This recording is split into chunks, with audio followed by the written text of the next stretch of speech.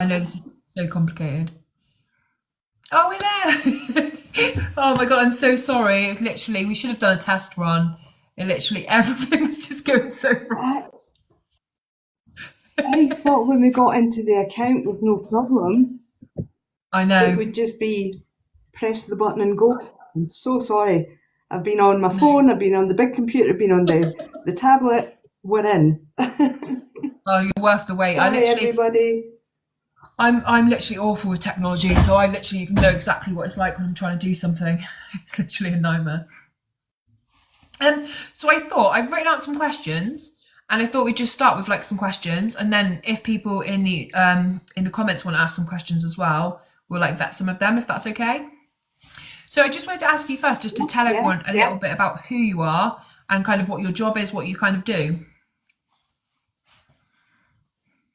Um, I'm a criminologist, but for the last 20, almost 21 years, the main case that I've worked on has been Luke's case. I do work on other cases. I have done much more in the past, getting to the age where it's time to slow down and Yeah. take on a bit less work.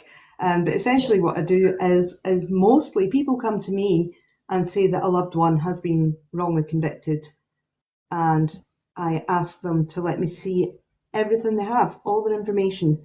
If they've got case papers, let me see that. Much easier in England than it is in Scotland. And then I go through it and make a decision. Is this a case I think does seem like a genuine wrongful conviction, an innocent person? And if so, in what ways, if any, can I help that family? And Okay. that's the job I stumbled into all those years ago. Wasn't my intended career path. So what is it about well Jodi's case really, but Luke's part in it? What is it about that that's really drawn you in and kept you there for 21 years? There's two things. The discovery that our justice system does not work the way we believe it does. And to find out what it gets away with in the name of justice is mind blowing. And I cannot take that. I just cannot take it that this system that we rely on to keep us safe, to get the bad guys and to make sure that us good guys are kept safe, doesn't do that. I still, 21 years later, I still can't fully accept that. And the other thing, well, there's three things actually. The other thing is, whoever killed Jodi, if it wasn't Luke, is still Yeah. out there.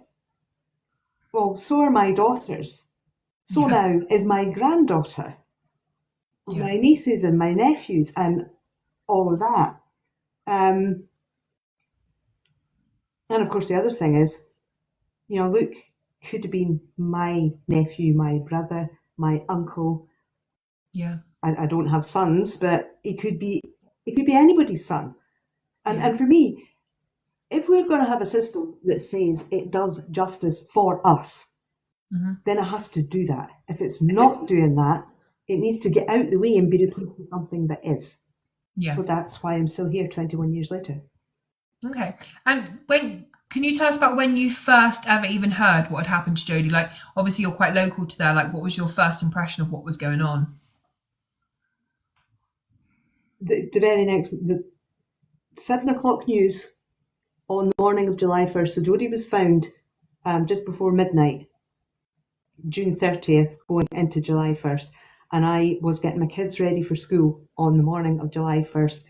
And it came over the local news that a girl had been found Right. behind the local high school. And one of the kids' friends that they walked to school with came to the door, wide eyed, there's been a murder. I was like, Uh, it's not going to be that, not here.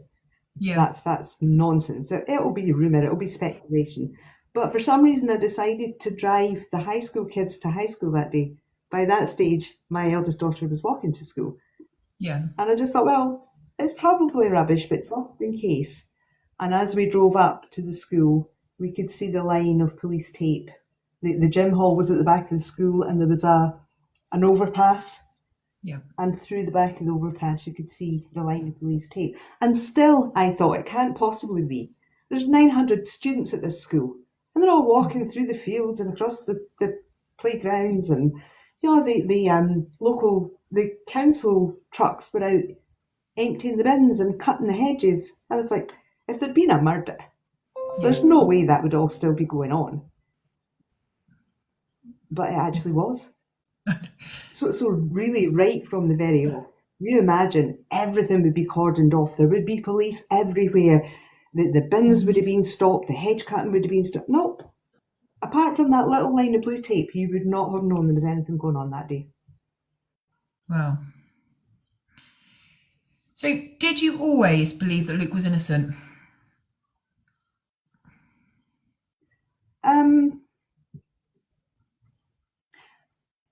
No.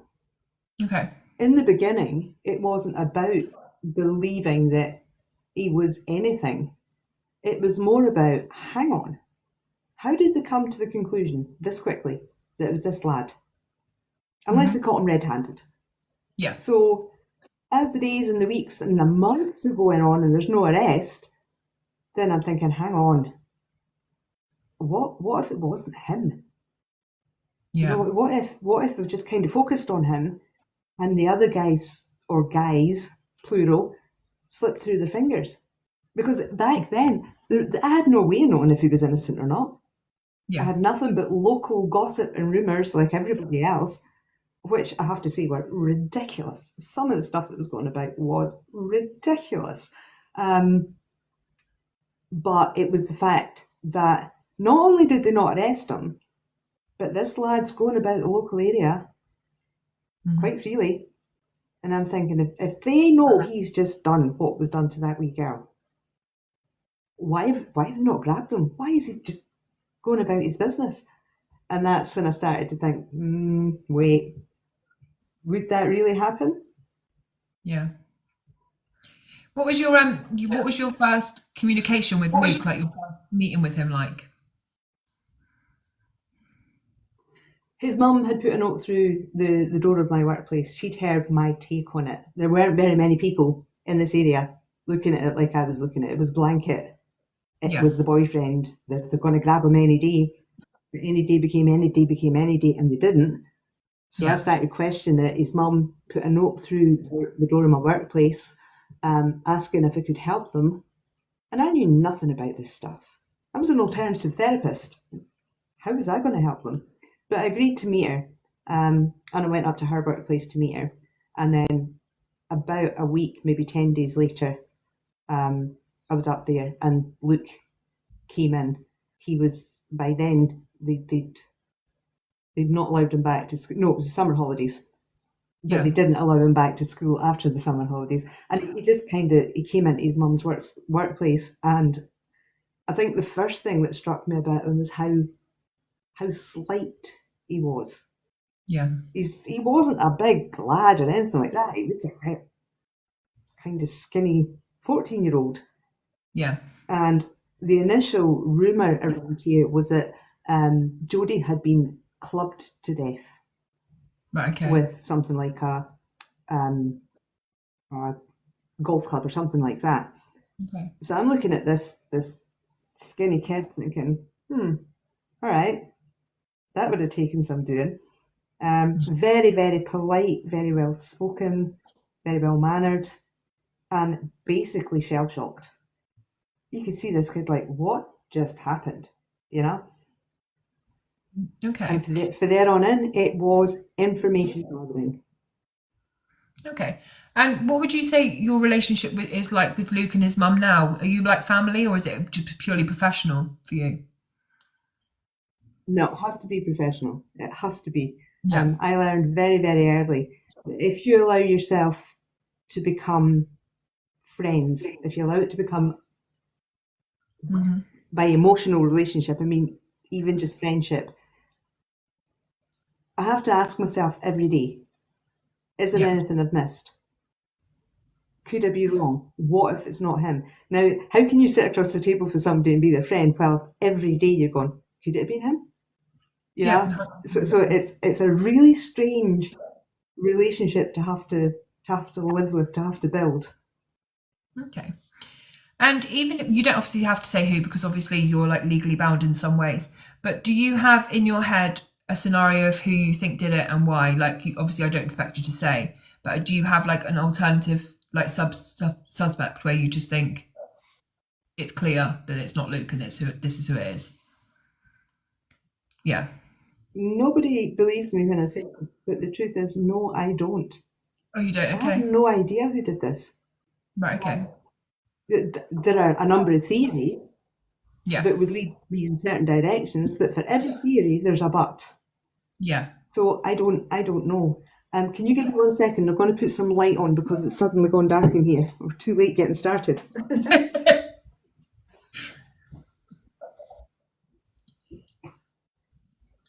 I agree. It's only me. There we go. That's better.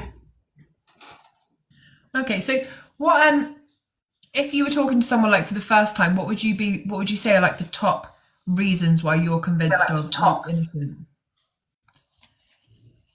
Like the evidence wise. For me personally, it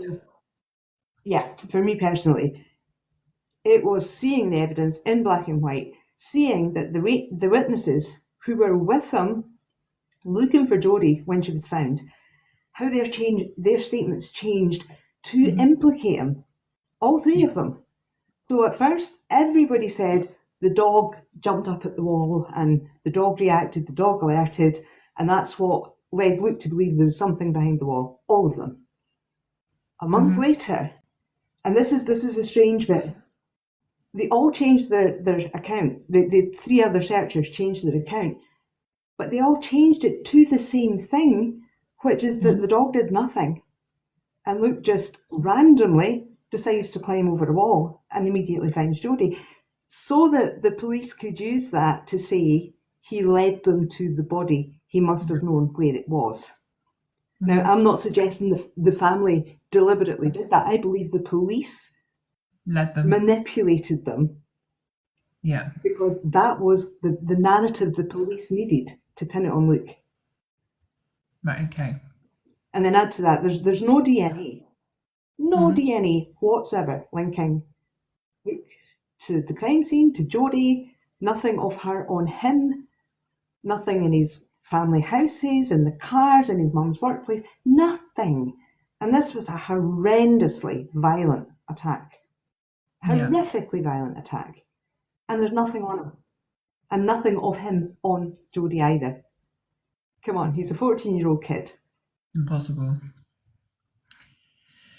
So, can you just fill everyone in what's happened recently with him being refused parole? Can you just speak a little bit about why he was refused parole? Yes, and actually, there's something I'd like to clear up about that as well. That just came up this morning. So I'll add that in with the explanation. So Luke was moved to a lower category prison after the documentary Murder in a Small Town. They whisked him off to a lower category prison. And that means, usually it means they're going to go through this process called progression, which is preparing them for release. Now, he talked about this when they first moved him. And both Luke and I were of the opinion that there was no real intention to allow him to progress. They had to be seen to be doing something because the documentary got so much attention. So that was our take on it from the off. And then they basically mentally tortured him in this lower category place. It was awful. They first of all allowed him to go on a couple of outings to like local shopping centres to get him used to being outside. And I think he had 3 of them. And then all of a sudden they went, no, you can't go anymore. We're doing an investigation. And he's like, an investigation into what? He'd had to do this massive psychological report testing to be allowed to move there in the first place. Yeah. And then all of a sudden they decide they're having this other investigation. And this went on and on and on, all sorts of things that they were just playing with his mind. So he came to me and he said, look, I want the public to know what's going on here. Okay. I was like, okay, how do you want to do that? And he said, we'll do it the way we did it with documentary. We'll record conversations and put them out. We had many long, and this is the bit that I want to clarify, many long conversations about the consequences of doing that. Okay. Right? Because there are people out there saying, I advised Luke badly to put these out, and as a result of these, we got him an extra 3 to 5 years added to his sentence. Okay. Luke was adamant he wanted these to go out. So Yeah. we did these conversations, recorded them, and put them out as a 4-part series on YouTube called The Sound of Silence. And they came and got him and took him back into solitary and said that he'd misused the prison communication system by using those phones, knowing he was being recorded. Well, actually, he's perfectly entitled to do that as a prisoner maintaining his innocence. He's done nothing wrong. Yeah. But as part of the psychological torture, he, on 2 separate occasions, more than 6 months apart, got sleeping pills from another prisoner. Right. Okay. And they drug tested him the following day on both occasions. So they shipped him back and said that the reason was that he'd misused the telecommunications and that he'd failed 2 drug tests. Well, again, with the drug tests, it's 2 and 3 months is what gets them shipped back. These were more than 6 months apart. So by their own rules, he shouldn't have been shipped back. So there he is, he's back, he disappeared him, and that's about a year ago. And then his parole comes up. And again, for people to understand, prisoners don't apply for parole. It's an automatic process that at the end of the punishment part of their sentence, the parole board itself sets up a meeting. It's an automatic thing. And in the run-up to this, there was this psychological report that they pulled out of a part of their anatomy that I'm not going to name, that decided he was a sexual danger to women and girls. This boy was locked up at 15 with men. Yeah. He's never had any complaint from a female prison officer, female professional, any female visitors, nothing in 20 years. But Luke wasn't allowed to see that report. His solicitor wasn't allowed to see that report. No. And they took it right to the wire. And then when it came to the parole hearing, said, we're not going to rely on that report. Well, it's a bit too late, isn't it? The parole board have seen it. Yeah. So he was denied parole. He's still not got the statement of reasons for why. Right, So we don't know the exact reasons, but he was given some paperwork, and there are emails in that paperwork that show what we suspected from the beginning. From the minute they put him to lower category, they were already planning to take him back to close conditions again. And we now have the emails to prove that. So I'd just like to say, for all the people out there that are shouting about how I gave him wrong advice, for a start, that is an insult to Luke. Do they really think Luke's just going to sit there and do what he's told like a good little boy? Absolutely not. But he was never going to be allowed to progress, sadly. And it's one of the hardest things to take about our entire justice system, is that's how it works. Yeah. What's Luke's kind of mindset now when it comes to, like, does he believe he's ever going to be free? Does he believe he's fighting a losing battle? Is he still positive? Like, where is he at right now? He's focused on clearing his name. Yeah. That's it. Yeah. He's not going to get out. He's not going to get out on parole. And you and I spoke about this the other day. There are a handful of cases in this country where a decision is taken on high that prisoner is going to be whole life sentence. Now, technically, on paper, that's not allowed in this country, but we know it happens. Yeah. And it doesn't matter what you throw at them. They're just going to keep coming back saying no. And that's where, to quote Mike Mansfield, it needs the power in the people. Because their legal arguments, they can just bend them and twist them to suit themselves anytime they want. Yeah. So it's going to take public outrage, public, not in our name. No, I'm not having this, to shame them into it, because they're not going to do it willingly. Yeah. You've got the support of David Wilson, haven't you, as well? Yes, he's not in full support. He has put out a couple of articles saying he can't see how this ever came to trial at all. He's seen That's what I no read. evidence that suggests Luke had anything. Yeah. Okay, and what as people can we do to get behind you to actually make a difference? Like, is there petitions? Is there like marches? Like, what can we do like personally as each as individuals? We have a petition on change.org. I can send it's if you just go on to change.org, or if you just Google Luke Mitchell Yeah. change.org, the petition, it's the top one that comes up. And what we're asking for in this petition is an independent review of the mess that was allowed to pass as a police investigation. Because when it goes down those routes and produces crap, forgive me, Yeah. instead of evidence, and that's what the conviction is based on, then we need to go back to the beginning. So we want an independent review, like they did with Hillsborough, Yeah. and just say, right, why did the police do this and not that? Why was this allowed and that not? So that's what the petition's for. Okay. Last time I looked, it was at just over 30,500 signatures. It was the Scottish Parliament turned it down at 25,000 signatures. Right. Okay. But that could be because our Lord Advocate, who is the top of our legal system in Scotland, is the Lord Advocate's office. Okay. She is married to the man that prosecuted Luke. Oh, God. So that Right. might be why they said no. Oh, okay. I'll share it on my profile as Possibly. well, so people can just go straight to it. So I'll put a link up in my profile, and I'll try and get some people to sign it.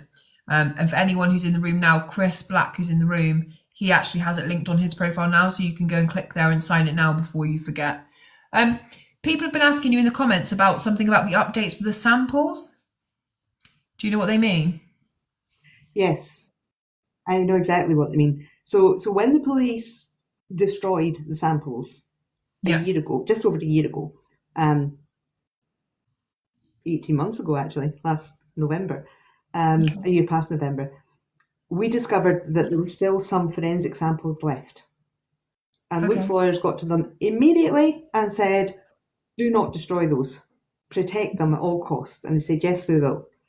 3 times since then, they've given us an undertaking that they will preserve those samples until Luke's lawyers and the scientists decide which of them are most likely to give us reliable results with new testing, with new technology. Okay. And then just after we did the big protest in Edinburgh on the 14th of April, which was the 20-year anniversary of Luke being taken from his home and never being allowed to go home again, a journalist was sent a message from Police Scotland Okay. in response to an inquiry he'd made about the remaining samples. And it's very, very cagily worded. Right. And my first suspicion was, have they destroyed the remaining samples? Right. They don't actually say so. Yeah. So straight on to Luke's lawyers, obviously. They've now gone on to Police Scotland. And, well, bet you're not at all surprised that we are still waiting for a response. Right. Okay. So we don't know. We don't know. It's so frustrating. One of the really distressing things is the CCRC in England, the Criminal Cases Review Commission in England, after the Andy Malkinson case, they are doing a review of all cases in which forensic evidence using modern techniques might bring up new evidence. Yeah. So I put a subject access request into the Scottish Commission and said, are you doing the same? And if not, why not? Right. Okay. Yeah, waiting for an answer to that as well. That'd be amazing, because the way DNA has come on and the cases it's solving now of like a pinprick of evidence, it'd be amazing to be able to get those submitted. It completely is solving Yeah. cases that are 50 years old. It'd be amazing. Yeah. And you know, we know there's other male DNA at the crime scene and on the body. We know there is. Yeah. And it's unidentified. And people have said to me, what if it comes back and it's Luke's? And my response has been the same for 20 years. So be it. This is about the truth. It's about the truth of what happened to Jodi, and it's about the truth of who was responsible. If it comes back as Luke, so be it. I'm pretty certain if there was any chance any of it was Luke's back then, they would have found it. You'd know. If the Luke's was on it, it would have been all over the newspapers, wouldn't it? So does anyone else He's have the questions? one pushing the harder. Yeah, that's what I mean. I don't understand.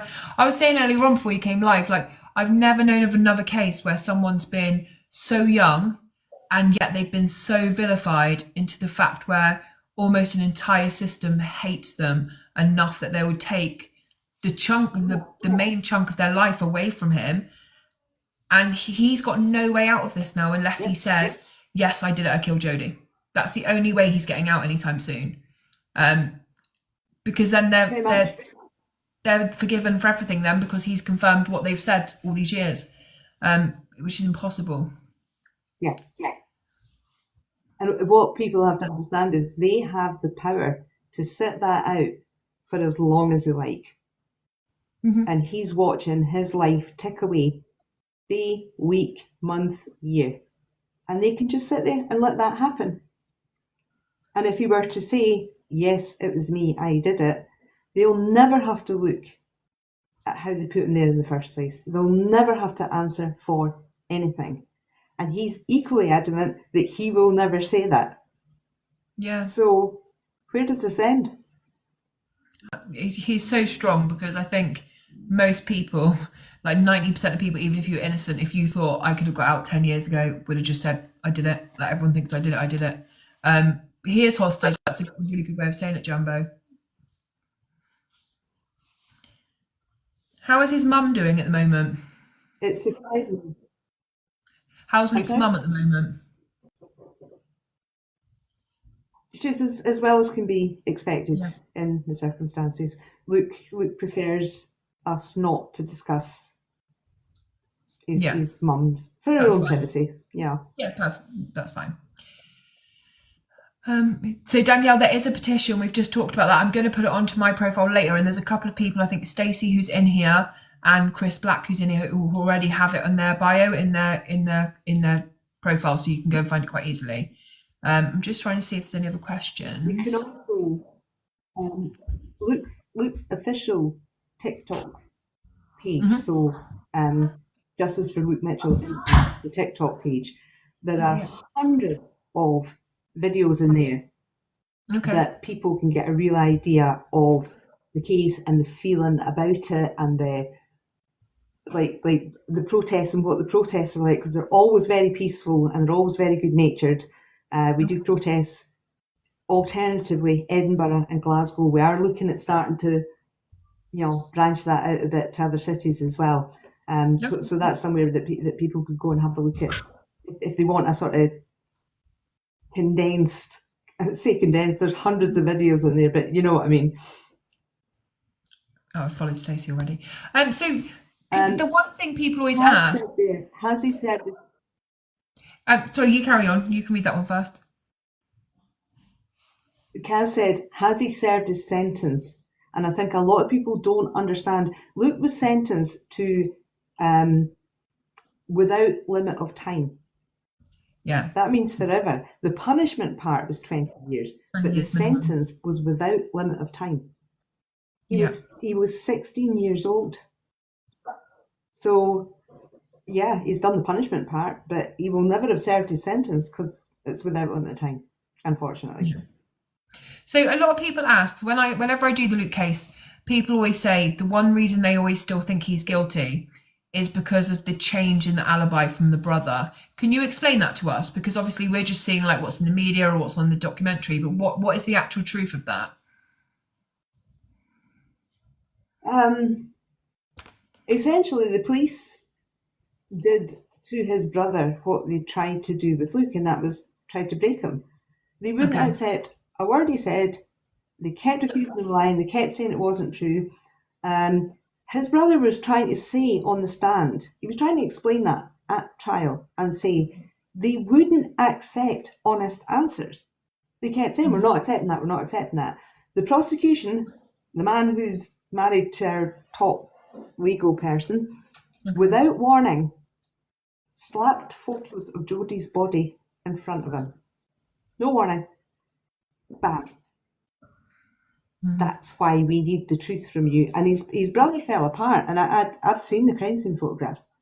I defy anybody not to fall apart, having them thrust under the nose with no warning. And what happened after that is the prosecutor kept putting it to him. Could it have been that you were doing this? Is it possible that you were doing that? And the brother was agreeing in complete shock. He wasn't saying he did or he was. He was agreeing that he could have been. And then that has been, over the years, that has been turned into. His brother admitted he was watching porn and utter rubbish. He did not. He did not. He agreed with the prosecutor that it was possible. Okay, that really does clear it up, because I've always thought, like, why would his brother change his, obviously because it got Luke in trouble, so that makes a lot of sense. Okay. Yeah, I mean, he did change the initial statement 2 days later, but that was just because he forgot what they had for dinner. Would you believe? Okay. And that was seen to be suspicious. I couldn't tell you what I had for dinner yesterday, I don't think, without having to think about it. Has anyone got any other questions? No, anyone got certainly not. No. I'm just waiting to see if anyone's got this is manufactured, please set this boy up. Do you think they should make it so people can't change their original statements? I don't know how you would get around that, because imagine you're completely traumatized and then 2 days later you go, oh, I saw that guy running across the street with a gun in his hand or whatever. If you weren't allowed to change your statement, you wouldn't be allowed to say that. So it works both ways, you know. It's just unfortunate that in this case, they remembered something and then unremembered it a month later, which is the most bizarre situation ever, I think. Yeah. I mean, the sister's boyfriend, he was so precise. He said, it's a big dog, it was an Alsatian, its head was higher than the V. Now that's vivid. Yeah, that is. And then he gets to trial and he's like, I don't remember doing anything. 100%. So when they did all the DNA testing could not was there only that one DNA profile that led back to the sister's boyfriend? Was there anyone else's DNA at all, or do you not know? Have they not been clear? Oh yeah, there was the DNA in the condom. Yeah, I remember the condom. 20 years for her body. That was for another guy. Yeah, who was lived close by. And another, I've forgotten it. It's been so long, but there I think there's another 5 full or partial profiles from men that are unidentified to this day. We don't know who they are. And then, of course, we discovered with the evidence destruction, we discovered a whole pile of samples that had been tested as far as, yes, they've tested positive for semen, and then they've gone no further. So they didn't bother to find out who it was. But we didn't know who it was until after the evidence destruction. Right, okay. I'm just making a note of that because I want to look into that. So, what about the boys with the bikes, that the bikes were up against the wall? Would they ever fully investigated, or did they ever give consistent statements, or they just weren't Luke, so it didn't really matter? They weren't Luke, so it didn't really matter, but one of them was Jodi's cousin. Yeah. And he claimed in his statements that Jodi's gran told him not to go forward to the police when the police were looking for them, because they were on the path too early. Why would you do that? He was the drug dealer for all the local kids, that same cousin. Okay. And somehow Luke ended up being the drug dealer, and so it went, and so it went. It was the most bizarre thing. But Jodi's mum said that she believed those two boys knew more than they were letting on, and that they lied for their own selfish reasons. But she Okay. has never, ever called for them to be investigated. Yeah. And like Mary said, he was the one that cut his hair, and they disposed of their bikes, didn't they? Did they take their bike to be to the scrapyard? There was only one bike, one moped. Well, They yeah, were maybe. both on the same moped. Yeah. Okay. And did they scrap At that? the V-break in the wall at the exact time. Yeah. Yeah, they did. Yeah. Scrap that, and he cut his hair. Okay. So somebody said, does Jodi's mum think Luke is guilty? Yes, she does now. Mm-hmm. She does now. I think when the police have been convincing you non-stop for 20 years, it must be kind of difficult to sit back and think, what if it wasn't him? Yeah. And they have been. I mean, she agreed to speak to me years ago. I offered to go through the DNA results with her. Okay. To show her that what she'd been told was a lie, because the family believed that what they called fragments of Luke's DNA were all over Jodi's body. And I said that they've lied to you. I've got the DNA results. It's not true. And at one point she agreed to meet with me. And then a few days later said she wasn't going to meet with me because the police had told her not to. Now, this was after Luke's appeal. Why were the police still involved? Yeah, it's very suspicious. Yeah. So there was no DNA from Luke. Someone's just put. I'm just having a look at these questions because some of them are just comments. I saw one there that said, what keeps Luke going and what keeps him positive? And the answer is a sheer determination, not only to prove it wasn't him, but to find out who did that to his girlfriend back then. Yeah. And that's what keeps him going. Absolutely.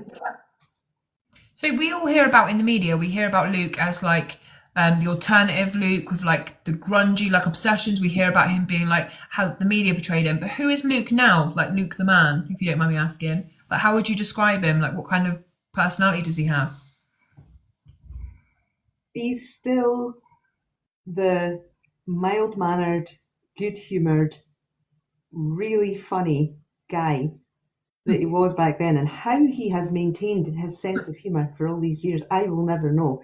But you know, we'll be on the phone and we do the first 5 minutes, 10 minutes with the case stuff, and then we're absolutely cracking up. And I'm like, how can he still just be so funny, have such a great sense of humour? But obviously, the anger, the frustration at what's been done in this last couple of years is clearly getting to him. Yeah. But as a person, he's still that laid back, you know, just good natured and funny guy. That's a I just but don't I see the anger. I see the anger now. Yeah, I just don't even imagine how you'd keep any humour, any good nature, anything after from such a young age you've had everything taken from you. Like everything. Yeah. Yep. Yep. And it's a testament to his strength that he has managed to maintain his humour. 100%. In spite of that. Yeah. So someone said, who do you think the police are protecting? Themselves. Their image. Yeah. Yep. Yeah, I don't believe this has all been done to protect other. I need to be careful not to say the word person who did this. I don't believe that's what they're protecting. They're protecting themselves because they screwed up from the off. They couldn't go back to the beginning when the DNA came back and it wasn't him. They couldn't go back to the beginning and go, can't investigate this crime because they'd messed up the crime scene. So they had to keep going with it. Yeah. And obviously, once that ball starts rolling, there's no stopping it. But they have to keep it covered. Yeah. because the public would never accept it. Have you like, obviously I study criminology as well, like that's why I came on to do my channel. So is there any like connections you can see between any other cases that have happened that have similar kind of markings or MOs where you thought, hang on, this is very similar to Jodi? Or have any of the suspects who have been kind of brought up gone on to commit other violent crime? Not of that nature, no. Okay. And there are other murders other names in Scotland with similarities. Okay. And this is where it becomes really difficult, because other people have been convicted for those. Yeah.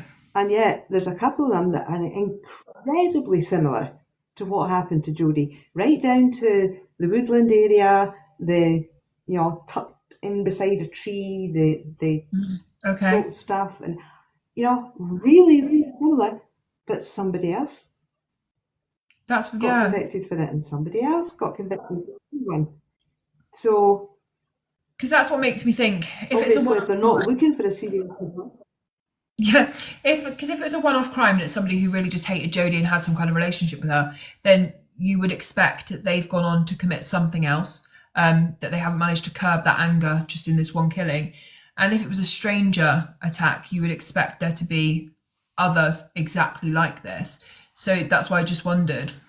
If it had been somebody that knew, like from a criminological perspective, if it had been somebody that knew Jodi and that hatred and anger was entirely focused on her, then it is entirely possible that it was a one-off. If it was somebody that she didn't know and that hatred was towards women or girls, then you would expect to see similar crimes, because it's not that personal one person. Yeah. It's what she represented. So I'm on the fence about whether it could have been a complete stranger. The possibility still has to be out there. It has to be.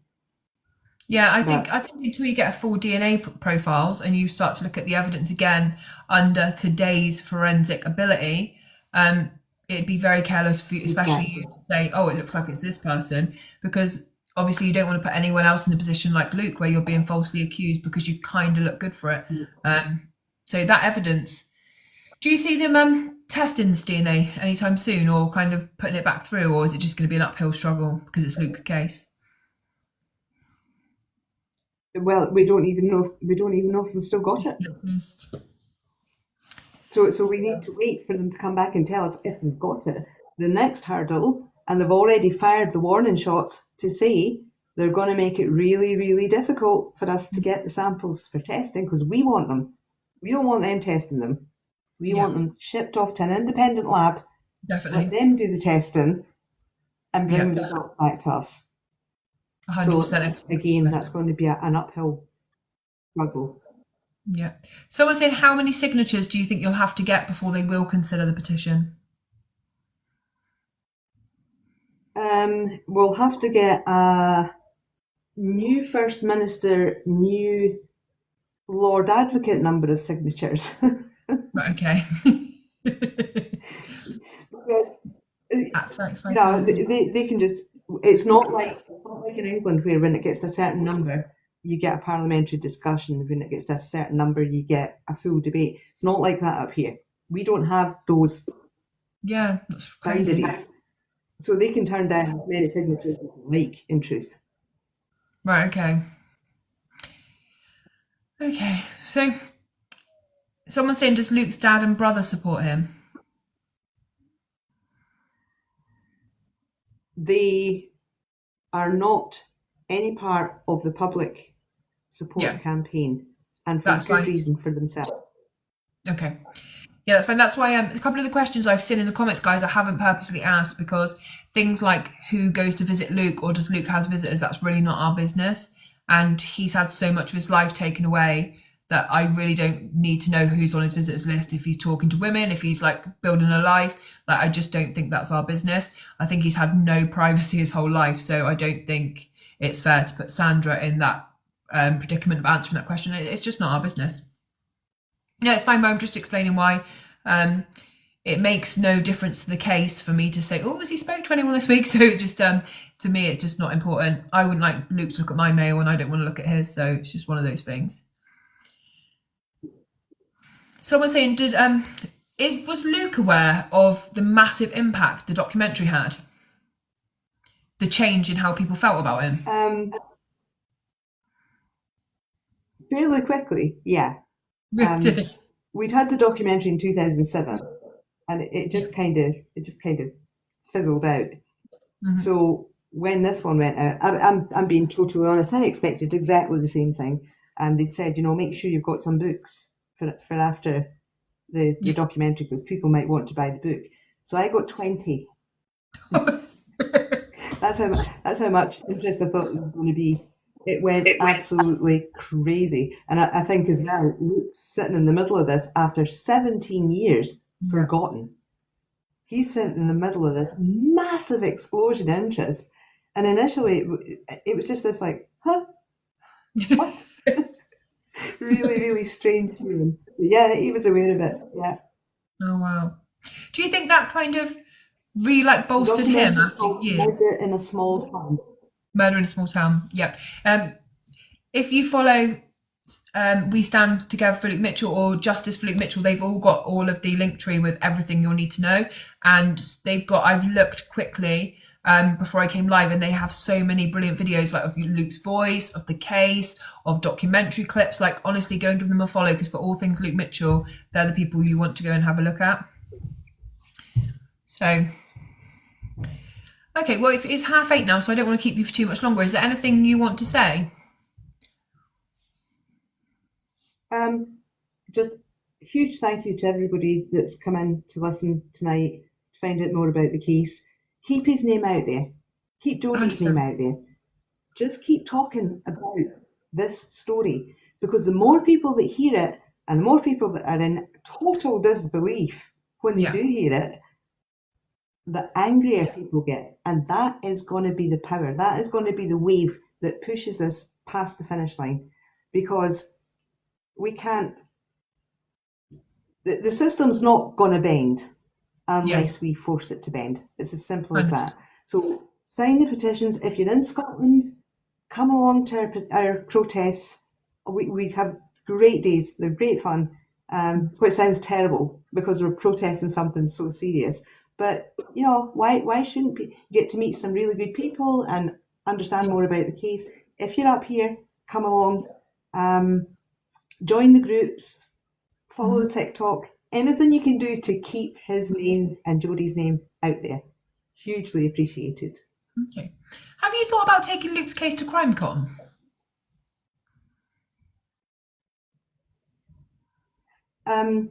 We nearly did. Because they have such big impact. But I think I was a couple of weeks too late with the inquiry. Because it happens, obviously it happens every year. The lady that got back to me said,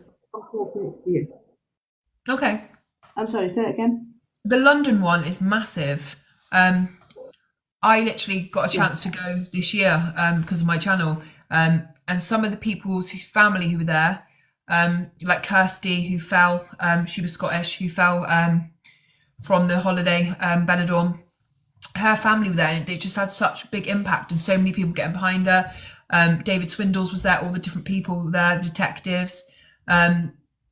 Literally, I think it'd be such a good thing to just make people aware. So many people, especially in England, and not so much Scotland, but still don't know who Luke Mitchell is. So I just think it'd be great. It would be great for him. Yeah, we like I said, we did try to get them this year, but I was a little bit too late. I'd missed.